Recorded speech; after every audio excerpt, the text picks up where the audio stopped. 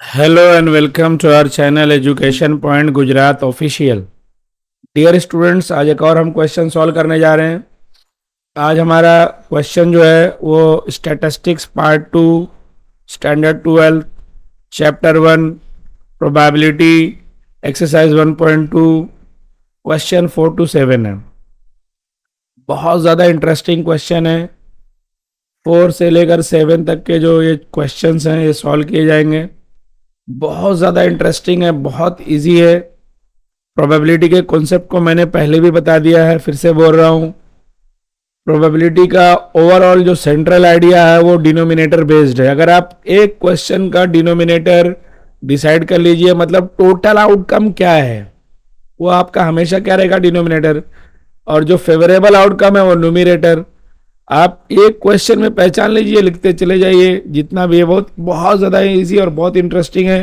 तो अब आगे हम क्वेश्चन की तरफ चलते हैं। आप क्वेश्चन में वीडियो में बने रहिए, सीखते रहिए। आगे बढ़ते हैं, क्वेश्चन को पढ़ते हैं। क्वेश्चन नंबर 4 है, one number is selected at random from the first 100 natural numbers. Find the probability that this number is divisible by 7। तो हमारा टोटल जो आउटकम है that is u equals to 100 रहेगा। तो हमारा टोटल आउटकम आ गया हमारे पास। अब इवेंट ए क्या कह रहा है, देखो जैसे सपोज कह रहा है ना, find the probability that this number is divisible by 7। तो इवेंट ए क्या है भाई, नंबर इज डिविजिबल बाई 7। तो हमारा नंबर क्या क्या हो सकता है, पहला हो सकता है 7, मतलब 7 का टेबल हो जाएगा। 7, 14, 21, 28 ऐसा 98 तक। तो टोटल जो हमारा फेवरेबल आउटकम है वो कितना है, 14 है। हमने अर्लियर क्वेश्चन में सीखा है प्रोबेबिलिटी क्या होता है भाई, favourable outcome upon total outcome. तो हमारा आया 14 अपॉन 100 दैट इज 7/50। चौथा क्वेश्चन हमने सॉल्व कर लिया। अब हम पांचवें क्वेश्चन की तरफ चल रहे हैं। पांचवा क्वेश्चन भी बहुत ज्यादा इंटरेस्टिंग और बहुत अच्छा है, पढ़ते हैं। बहुत इजी है, बहुत सिंपल है। The sample space of a random experiment of selecting number is, that is total outcome कितना दे रखा, 120। And all the outcomes in the sample space are equiprobable. Find the probability that number is selected is equiprobable, मतलब हर number के आने के chances हैं। Equi probable नहीं होने का, नॉट इक्वी प्रोबेबल मतलब कोई एक नंबर हो सकता है 2 बार आ रहा हो, रिपीट किया जाए। जब रिपीटेशन नहीं रहता है तो हर नंबर के आने का चांस रहता है। तो ये हो गया इक्वी प्रोबेबल का मतलब। अब पहला पॉइंट दे रखा है ए मल्टीपल ऑफ 3। दूसरा पॉइंट है नॉट ए मल्टीपल ऑफ 3, मतलब अगर 3 है तो इसका कॉम्प्लीमेंट क्या है, नॉट ए 3, मल्टीपल ऑफ 3 हो गया। थर्ड पॉइंट लिखा है मल्टीपल ऑफ 4। फोर्थ पॉइंट है not a multiple of 4 that is 3.3 का कॉम्प्लीमेंट क्या है, 0.4। पांचवा है multiple of both 3 and 4। 3 and 4 जब एंड आ जाएगा इसका मतलब इंटरसेक्शन होता है, दोनों एट अ टाइम होना चाहिए। दोनों 3 and 4 एट अ टाइम होना चाहिए। दोनों को अगर हम कॉमन करेंगे तो दोनों का टेबल पढ़ेंगे तो 12 हो जाएगा। तो उसको अभी हम आगे के क्वेश्चंस में हम सॉल्व करेंगे। तो हम सॉल्यूशन की तरफ चलते हैं।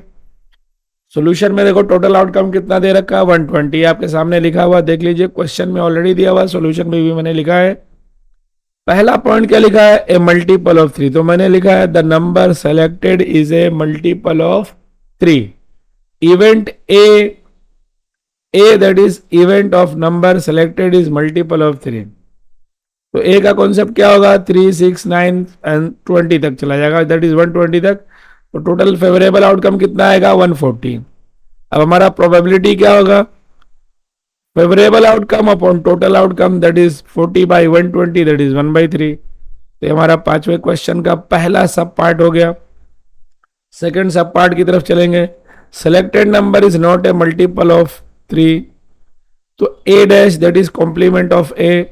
Event of the selected is not a multiple of 3, that means complementary event of A।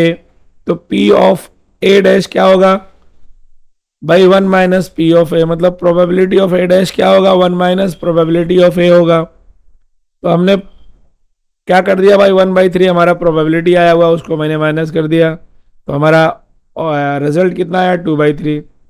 Third part क्या है, the number is selected is a multiple of 4। B event है, event of the number selected is a multiple of 4, तो 4 का table हो जाएगा पूरा, that is 4, 8, 12 and so on up to 120। तो favourable outcome कितना होगा, 30। तो हमारा प्रोबेबिलिटी क्या होगा, favourable outcome upon total outcome, that is probability equals to 30 by 1/20, that is 1/4 आएगा। अब हम अगले पॉइंट की तरफ चलेंगे, पॉइंट नंबर हमारा 4 होगा। तो इसमें 4 क्या करा, the selected number is not a multiple of 4, that is a complement of B हो जाएगा। Event of the B dash equals to event of the selected is not a multiple of 3, means complementary event of B. Therefore P of B dash equals to क्या आएगा, 1 minus probability of B. तो हमने 1 upon B, probability of B क्या 1/4 है, तो हमने total में से 1/4 माइनस कर दिया, तो 3/4 आपको दिख रहा होगा, आपको बहुत आसानी से मेरा ख्याल है समझ में आ रहा होगा। पांचवा है, the number selected is a multiple of both 3 and 4। तो ए एंड बी बोथ आ गया, that is A and B at a time दोनों होगा, दैट इज इंटरसेक्शन होगा। तो हमने लिखा है intersection B equals to event of number selected is a multiple of both A and B, that is 3 and 4। तो अब यहाँ क्या आया भाई, फेवरेबल आउटकम कितना बनेगा, इंटरसेक्शन का 12 से स्टार्ट होगा, 12, 24, 36 and so on up to 120, 12, 10 जो यहाँ 10 आएगा, दैट इज 30, गलती से टाइप है, वेरी सॉरी, 10 आएगा, 10 आउटकम आएंगे, 12, 10 या 120 होता है। तो प्रोबेबिलिटी ऑफ इंटरसेक्शन भी कितना होगा, 10/120, दैट इज 1/12। ये मेरा ख्याल है क्वेश्चन आपको समझ में आ गया रहेगा। अब हम अगले क्वेश्चन की तरफ चलते हैं। क्वेश्चन नंबर 6 है, find the probability of getting R in the first place and M in the last place when all the letters of the word random are arranged in all possible ways. Answer है, देखो ये question क्या है, permutation based है, arrangement की बात हो रही है। और जो परम्यूटेशनल प्रोबेबिलिटी है बहुत इजी होती है, थोड़ा सा कभी कभी हम समझ नहीं पाते तो गड़बड़ हो जाता है, कॉम्प्लेक्स हो जाता है। अगर हम कंपेयर करेंगे, मींस अगर हम कॉम्बिनेटोरियल प्रोबेबिलिटी को परम्यूटेशनल प्रोबेबिलिटी से कंपेयर करेंगे तो कॉम्बिनेटोरियल प्रोबेबिलिटी इजी है इन रिस्पेक्ट टू परम्यूटेशनल प्रोबेबिलिटी। इसमें थोड़ा कॉन्सेप्ट को बहुत ध्यान से देखना रहता है, समझना रहता है। अगर थोड़ा भी हमारा आगे पीछे हुआ तो क्वेश्चन गलत हो जाएगा। अब टोटल आउटकम कितना हमारा बनेगा भाई, 6 लेटर्स है, रैंडम 6 लेटर्स है, तो हमारा टोटल आउटकम क्या होगा, 6p6, that is 6 factorial, that is 120। A equals to event of getting R in first place and M in the last place, that is 2 places fix हो गए, are का place और M का place fix हो गया। अब कितने letter बचे, टोटल लेटर कितने अरेंज करने थे, 6, जिसमें से 2 ऑलरेडी अरेंज हो गए। अब बच्चे कितने, 4 लेटर, उसको हम कैसे करेंगे, 4p4 वेज। तो फेवरेबल आउटकम क्या आएगा, 4 फैक्टोरियल वेज आएगा, दैट इज टोटल क्या आएगा, 1p1 into 4p4 into 1p1। तो इस तरह से टोटल 4p4, इसलिए मतलब फाइनली क्या आएगा, 4p4 दैट इज 24 आएगा। मेरा ख्याल आपको बात समझ में आ रही होगी। तो अब इसकी प्रोबेबिलिटी क्या आएगी, favourable outcome upon total outcome, that is 424 upon 720, that is 1/30। मेरा ख्याल आपको ये क्वेश्चन समझ में आ गया रहेगा। अब हम अगले क्वेश्चन की तरफ चलते हैं।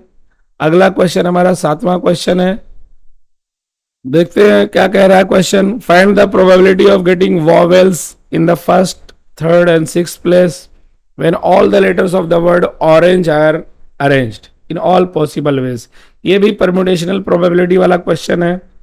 इसमें भी कितना है, 6 लेटर है, सेम पिछले क्वेश्चन के सिमिलर है।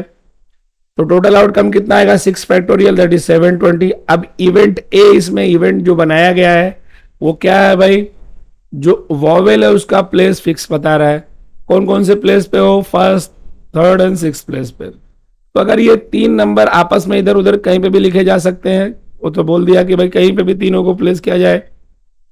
ऑल, देखो बोला ऑल पॉसिबल वेज, क्वेश्चन में लिखा arrange all in all possible veg, तो 3 प्लेसेस हो गए तो 3 फैक्टोरियल वेज हो जाएगा 3p3, और रिमेनिंग 3 है वो क्या होगा 3p3।